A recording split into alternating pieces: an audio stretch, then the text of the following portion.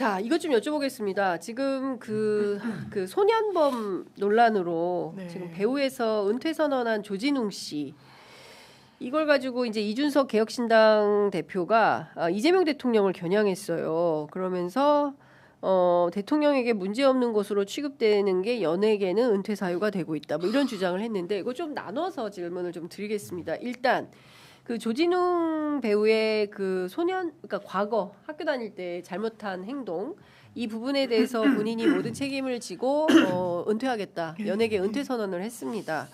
어떻게 보세요? 저는 지금 이 조진웅 배우 관련돼서 예. 한 3일 정도 엄청 뜨거운 이 논쟁이 있고 또 특히나 정치권에서까지도 소환이 돼가지고 엄청 이렇게 좀 공방을 하고 있는데 저는 조진웅 씨 관련된 내용만 제가 한정해서 보자면 그 소년범으로는 사실 전과가 남지 않거든요.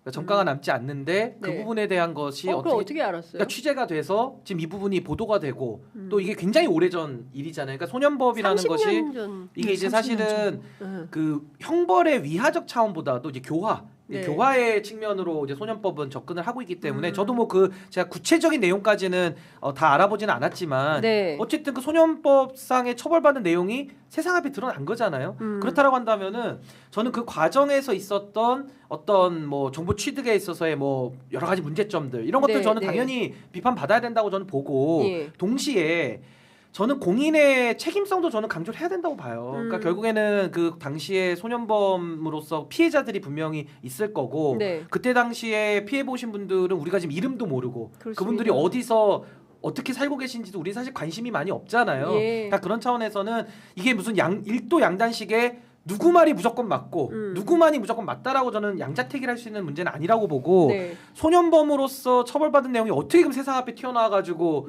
한 배우를 은퇴시킬 정도로까지 예. 한 것이냐 그 부분에 대한 문제성이 분명히 있고요. 예. 동시에 그때 당시에 피해자들 입장에서 본다면은 조진웅 배우의 이런 여러 가지 활동들이 상당히 뭐 불편하거나 여러 가지 또 피해를 또 입는 부분들도 분명히 있는 거기 때문에 우리가 양자 사이에서 어떤 중심과 이 균형점을 찾을 것이냐 이렇게 논의를 해야지 어느 한 면만 탁 떼가지고 무조건 그 가치만 네. 100% 존재한다 예. 이런 식으로 지금 논란이 좀 흘러가는 부분은 저는 조금은 우리가 좀 균형 있게 이 사안은 바라봐야 될 거 아니냐 또 그런 생각이 듭니다. 이게 논의가 대단히 여러 결로 중첩이 돼 있는 것 같은데 이제 기본적으로는 그래요. 제가 오늘도 한 법원에 계신 분이 올린 글의 기사를 봤는데 소년범이라는 건 완전 어른이랑 차원을 달리하는 거예요. 그래서 얘네들은 네. 이제 미성년이기 때문에 선고를 예. 받을 때도 수감을 할 때도 단기 명령, 장기 명령 이렇게 해요. 어. 왜냐하면 이걸 변주를 되게 많이 줘요. 얘는 계도돼야 될 그래서 사회 구성원으로 자리 잡아야 되는 아이들이기 때문에 네. 그래요. 그래서 아마 추정하기로는 해당 그 매체도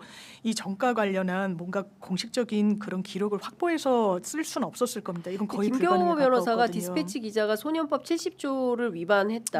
왜냐하면 제가 말씀드린 그렇죠. 부분이잖아요. 사건 내용은 재판이나 군사상으로만 조회가 가능하기 때문에 금지된 정보를 빼냈다면 이것은 법치주의를 조롱한 거다. 클릭수를 위해서 용인된다면 교정 시스템이 붕괴한 거다. 이렇게 비판했습니다. 확보는 거의 불가능에 예. 가까워요. 저희 실무하더라도 소년범은요 재판 기록이라고 써 있기 그럼 이거 때문에 누가 줬을까요? 그러니까 당사자들 그 제보자가 사건과 있겠죠. 관련한 사람들을 취재했던 걸로 보여요. 아. 이 기록은 기자가 뺄 수가 있는 기록이 아닙니다. 아니다. 예. 그리고 저희가 재판할 때도 소년범 기록은 예. 언제만 확인 가능하냐면 이제 성인이 돼서도 범죄를 저질렀을 때 아. 과거에 이런 이제 행적이 있었다라고 있었다. 제한적으로 이제 변호인 정도가 볼 수 있는 판사는 또 봐야 되고 그걸 제외하고는 거의 불가능한 거란 말이에요. 왜 그러냐면 청소년이라는 것은 기본적으로 재사회화와 교화가 돼야 되는 대상이에요. 그래서 이건 정가라고 분류하지도 않는 거예요. 그러면 30년 전에 그 부분을 어떻게 보면 파묘 비슷하게 해가지고 네. 이걸 왜 또 서울대 그 한인섭 명예교수도 네. 잘못된 이 선택이었다고 조진웅 배우한테 했는데 이거 개인의 어떤 그걸 예. 가리자는 게 아니라 소년범이 상당히 많아요. 예. 저희가 그래서 여변에서 지원 가고 이러면 애들이 학교처럼 거기 다니고 이래요. 그 저기 정성호 장관도 갔다 왔잖아요. 아, 예. 너희들 여기 있다고 해서 맞아요. 너무 그렇지 마. 훌륭한 사람 될 수 있어. 맞아요.